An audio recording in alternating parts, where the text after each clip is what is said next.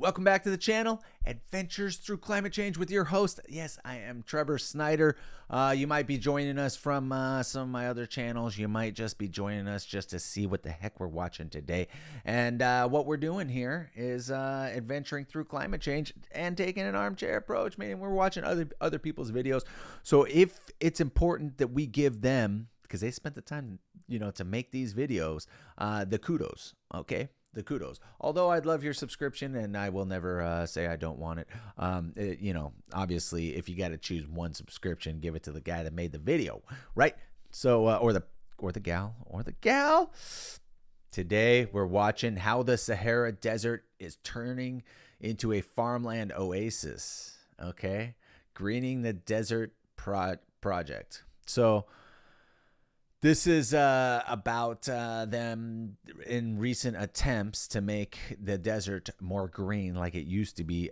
Maybe I think they say about 5,000 years ago when we had the polar swaps, right? I think that's what happened. I could be wrong. We might watch another video on that. So with that being said, let's do this. Let's make sure the sound is good. The Sahara Perfect. is the largest desert in the world, filling nearly all of northern Africa. It measures approximately 3,000 miles. The Ooh, Sahara is bordered 3,000 in the miles. west by the Atlantic Ocean, in the north by the Atlas It's Mountains crazy. and the Mediterranean Sea, in the east by the Red Sea, and in the south by the Sahara. The Sahara. Man, I just gotta say, when I was a kid, one of my nightmares was that I'd get lost in the Sahara Desert and not be able to get out and then die and not even be able to find like a cool little oasis or something, or even. But I don't know why I had that. Maybe it was just too many movies. Maybe my brain, whatever. Let's get back to the show. Sahara forms a transitional zone between the Sahara to the north and the belt of the humid savannas to the south. In the semi-arid region of the Sahara, the advancement of the Sahara Desert continues to be a threat due to land management, overgrazing, and droughts in the region. It's fast becoming completely desertified. This land loss is a driver of many other problems such as hunger, poverty, unemployment, forced migration, conflict, as well as an increased risk of extreme weather events. However, the country Niger in the African Sahara region has been making some astonishing agricultural developments, turning large areas suffering from desertification into agricultural fields. In Niger, 5 million hectares of land with over 200 million trees have been restored, with 2.5 million people benefiting from the improved use of land. This transformation can be called a major accomplishment for any country, especially when a country only receives an average of 6.5 inches of rainfall a year. In this video, we're going to tell you how and why Niger is turning its deserts into huge farmlands. So stick with us. Yeah, where are they getting the water? That's my question. Where are they getting the water? Obviously, maybe those circles have something to do with catching the water, or I don't know. Let's find out. With us and let's dive into today's video. Yeah. Niger, which is officially a republic, is a landlocked country in West Africa named after the Niger River. Over 80% of its land area lies in the Sahara Desert. Those trying to grow crops in the Sahara region are often faced with poor soil, erratic rainfall, and long periods of drought. Farmers faced significant tree losses in the 1970s and 80s as a result of drought, the expansion of cropland, and human pressure. Because few trees remained on the fields, farmers often witnessed their newly planted crops being destroyed by the wind erosion. Africa is currently losing 4 million hectares of forest every year for this reason, yet has more than 700 million hectares of degraded land viable for restoration. By bringing degraded land back to life, farmers do not have to clear additional forest land to turn it into cropland for Africa's rising population and growing food demands. Restoring degraded land back to productive good health is a huge opportunity for Africa. It brings big social and economic benefits to rural farming communities. It helps combat climate change and brings technology to enhance traditional knowledge.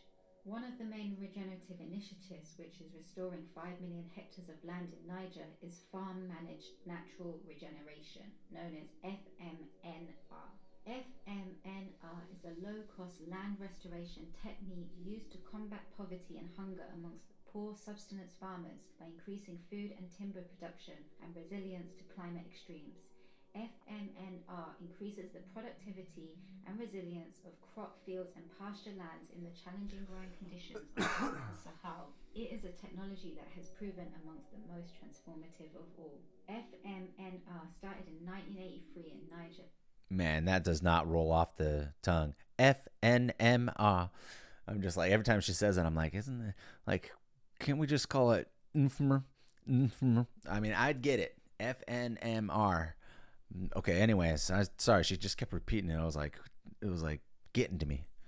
Pioneered by Tony Ronaldo, an Australian agronomist who is widely known as the forest maker. Having lived and worked in African countries for several decades, he has discovered and put into practice a solution to the extreme deforestation and desertification of the Sahara region. FMNR is a form of coppicing and pollarding, drawing on traditional practices and Mm-hmm. sensitive to the local variations. By choosing the right plants and pruning and protecting them in a certain way, farmers can help them grow into trees. With a simple set of management practices, farmers can regenerate and protect existing local vegetation, which has helped to improve the livelihoods of millions. Growing trees and forests in a sustainable way can restore degraded lands, build resilience, and help people and societies adapt to climate change. Protecting and enhancing forests are also an essential way to combating climate change. A forest can absorb about 2 billion tons of carbon dioxide annually. FMNR technique is hugely successful compared to tree planting schemes, which have a notoriously low success rate. Scarcely 10% of seedlings survive the heat and dust storms of Niger, and the surviving ones would be eaten by goats or cut down by people for firewood. Success came when Tony Ronaldo noticed that the millions of small bushes in the savannah were actually stumps of trees growing back. The shoots from the new stumps just needed to be managed, pruned, and cared for in order to grow into a tree. This is when Tony Ronaldo developed the concept of Farmer Managed Natural Regeneration, FMNR, a very simple set of actions that farmers can take to regreen their land. First, farmers survey the land and choose among the existing local species the right ones to regenerate. Second, farmers select the few stems that they want to grow, while cutting the rest to be used as fodder, mulch, or similar. Then the selected stems are pruned to halfway of the trunk. Finally, the farmer marks the regrowing trees and protects them. The process is repeated every 2 to 6 months. Farmer managed natural regeneration became an enormous success in Niger because of its simplicity, local adaptability, low cost, about 20 USD per hectare, easy combination with agricultural methods, and quick results. The methods spread through peer to peer learning among farmers, with limited need for outside intervention. In Niger, 5 million hectares of land with over 200 million trees have been restored this way, with 2.5 million people benefiting from the improved use of land, and at least 25 countries, mainly in Africa, are already using this method. What makes FMNR so important is the fact that it's using these natural techniques to solve agricultural issues, instead of favouring more quick alternatives that use harmful chemicals. A technique that Tony Ronaldo learned from a young age brings more destruction. Growing up in the agricultural region of the Ovens Valley in northern Victoria, Tony felt worried about the environmentally destructive farming practices in his region. At that time, they were using planes to spray the crops. Tony Ronaldo said that the chemicals would kill the fish in the stream, and that they would also clear Still fell the native terrible. bush, which he loved, and they replaced it with monocultures of pines. It's this unique experience that enabled Tony to search for natural solutions when attempting to regreen the desert, which creates long-term food security, abundance, and wealth for local people, instead of reaching for short-term quick rewards with chemical pesticide use that ultimately causes more destruction in the long run. In recent years, the UN, the EU, and the charity Oxfam have all been financially supporting the practice of FMNR in Niger, and in July 2020, Niger became one of the first countries globally to adopt a presidential decree regulating and promoting the practice of FMNR. This increases the adoption of FMNR by farmers and pastoralists. The results of FMNR have been Stop astounding. repeating that. Arable land has almost doubled since the 1980s, creating improved food security and better nutrition for millions of people, increasing Thank household you, goods an FMNR. average of 18 to 24%. Environmental degradation and desertification have also been reversed across some 5 million hectares of land. tree density has 10x since its I mean, that's all-time low cool. in the 1980s. Around 200 million new trees have grown, with a production value of over 260 million. It's no surprise that this innovative yet simple technique is spreading all over Africa and making positive changes to the environment and the people who live there. That's it for today. If you enjoyed this video, make sure to smash the like. If you want more content like this, then hit the subscribe button with the bell notification on. Leaf of Life is a small That was super cool. How did they water it? They said 6.5 inches of water. I mean, by just pruning it better, it grows better. And then what were those circle things in the beginning where they were drawing the circle things and digging them? What the heck is going on? Why didn't you explain it a little bit better to me? I need more. I need more than that. I do have some. I won't get into it, but I won't say what I was going to say because it is unrelated to the actual video that we were just currently watching.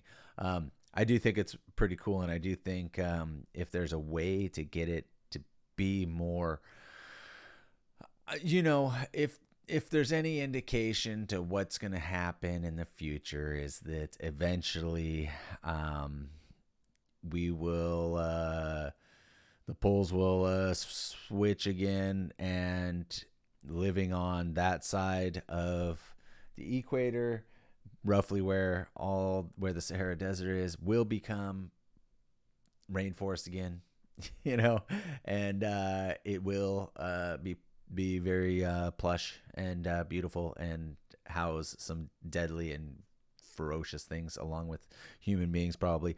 It is the migration of what happens. I think we're just human beings are very fragile. I will get that. And I think there's been multiple times in human history where there's been devastating events that have happened and basically almost wiped us completely off the face of the earth, and a few survive. And you know who the ones that survive? It's usually I don't want to say the dumb people, but the less educated in the formal education that we, hold so dear, because those people can actually survive out in the woods, and the people that we consider like intellectually smart right now probably won't survive. Okay. They have great ideas with how and what our civilization is now, and they integrate very well, better than many in this current civilization. But if we were to get wrecked and things go back to just being feast or famine, it's going to be the less educated in the classical sense and better equipped in the outdoors. That's just what's going to happen. So, and I do think that could potentially happen. I think it happened a lot in the past, and why not? It's probably going to happen here again soon. So, with that being said, I wouldn't mind earning your subscription, or hit, if you hit the like button, if you liked it, or dislike if you disliked it. More importantly, I do like the comments. I don't always reply. I used to always reply, and I've just been super busy. And when I get off this crazy amount of work I've signed myself up for, when I get done with this, I will go back to replying more. But usually when I'm seeing a comment, it's on my phone and it's a pain in the rear end, and I should reply, but I don't, because I'm usually in a position where it's not a good time to reply, but I'm looking at it even though I shouldn't be looking at it anyways. With that being said, I want to thank you all, and I hope to catch you on the next video.